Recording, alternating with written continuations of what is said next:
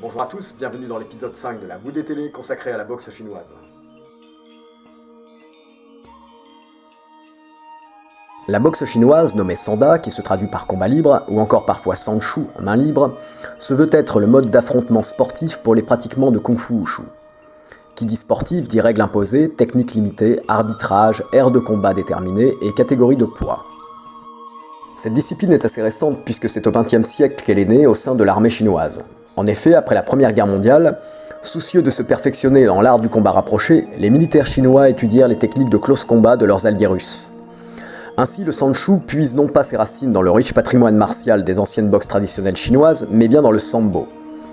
C'est sur cette base que se sont ensuite greffées quelques techniques de frappe, de saisie ou de projection issues du Wushu ancien, mais nous sommes cependant bien loin de retrouver l'essence et la subtilité des styles les plus aboutis.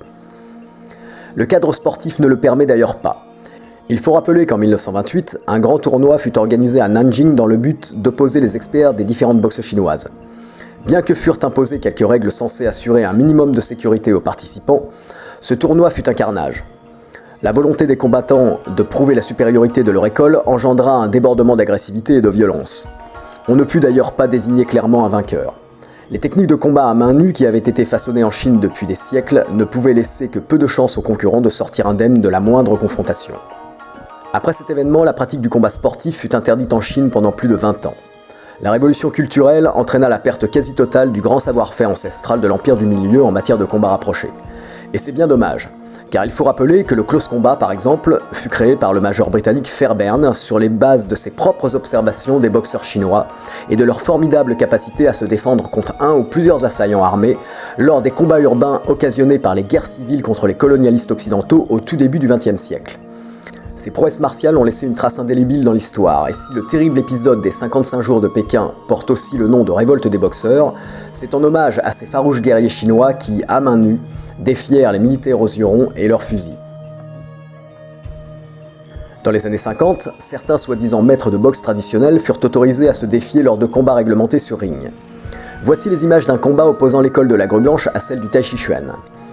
Je vous laisse apprécier le lamentable spectacle. Vous conviendrez du fait que ces deux personnages sont incapables d'exprimer la moindre aptitude à mener un combat réel et encore moins à mettre en application un quelconque système de défense ou d'attaque en lien avec les principes revendiqués par leurs styles respectifs. C'est de la vulgaire bagarre.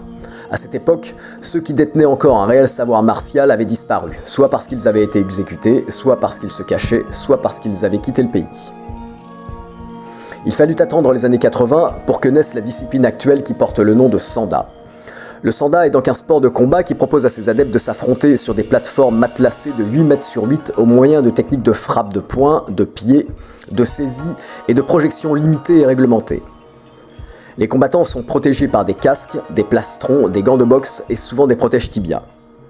Bien que les fédérations de Wushu tentent de présenter le Sanda comme l'application des techniques issues du Kung Fu Wushu en combat sportif, il est évident que le seul détail qui relie cette discipline au passé martial chinois est le fait que l'on s'affronte sur une plateforme et non un ring et qu'il y ait, comme dans les styles anciens, 4 thèmes de travail technique, les frappes de pied, de poing, les saisies et les projections. Et c'est tout. Les techniques de poing sont celles de la boxe anglaise, avec une ou deux fantaisies en plus, comme les revers par exemple. Les techniques de jambes sont celles de la boxe thaïlandaise, du full contact ou de la boxe française. Les projections sont celles du judo ou de la lutte, et les saisies sont simplement celles qu'on peut arriver à faire avec des gants de boxe pour attraper l'adversaire afin de le projeter. Certains oseront prétendre que le Shui Jiao, l'art de la lutte chinoise, et le China, l'art des saisies et des luxations, font partie intégrante des enseignements du Sanda. Ces deux disciplines extrêmement subtiles sont construites sur le principe de la non-opposition de sa propre force à celle de l'adversaire et nécessitent des années de pratique pour pouvoir être réellement appliquées en combat réel. Le concept même du sport de combat impliquant une compétition et un désir de vaincre l'autre afin de montrer sa supériorité est une entrave à la mise en place des outils de transformation personnelle qui mènent à l'amoindrissement du pouvoir de l'ego. Cela entraîne irrémédiablement une volonté d'opposer et d'imposer sa force à l'autre. C'est l'antithèse d'un enseignement martial traditionnel. La société actuelle fait l'apologie de la compétition. On oppose, on compare, on divise, on fragmente, il faut être le plus fort, le numéro 1. On peut comprendre pourquoi le message de paix initialement inséré dans les arts martiaux est si difficilement perceptible pour les générations actuelles de pratiquants. D'ailleurs, comment pourrait-il l'être puisque ce n'est absolument pas l'argument de vente des clubs ou des fédérations. Pour avoir une autre idée de la situation des arts martiaux aujourd'hui, il n'y a qu'à comparer le judo actuel avec ce que son fondateur Jigoro Kano avait à la base voulu créer. Si nous résumons ce que nous venons de voir dans cet épisode et ce que nous avons vu dans l'épisode précédent consacré à la distinction entre les styles modernes et anciens, nous arrivons à une conclusion. Ce que nous nommons Wushu moderne ne possède finalement que quelques liens avec ce qu'étaient les arts martiaux chinois avant 1910.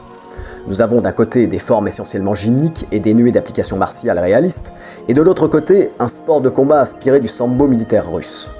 Il ne faut donc pas s'étonner qu'il y ait une incohérence flagrante au cœur même de ce qu'on nous présente aujourd'hui comme étant le Kung-Fu Wushu. En effet, malgré le discours unificateur des fédérations, nous avons deux types très différents de pratiquants d'arts martiaux chinois, les techniciens et les combattants. Ce n'est absolument pas le même monde, ils ne fréquentent pas les mêmes entraînements, n'ont pas la même morphologie, n'ont pas le même état d'esprit et ils évoluent souvent dans des compétitions différentes. Et c'est finalement un mensonge de leur affirmer qu'ils pratiquent le même art.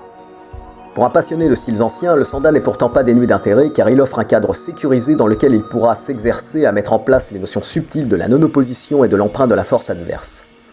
Le milieu de la compétition n'est pas le plus adapté à cet exercice périlleux, mais à l'entraînement, chaque école traditionnelle peut, grâce au Sanda, mettre à l'épreuve sa richesse technique et ainsi retourner à l'origine de la création des principes mécaniques de chaque geste.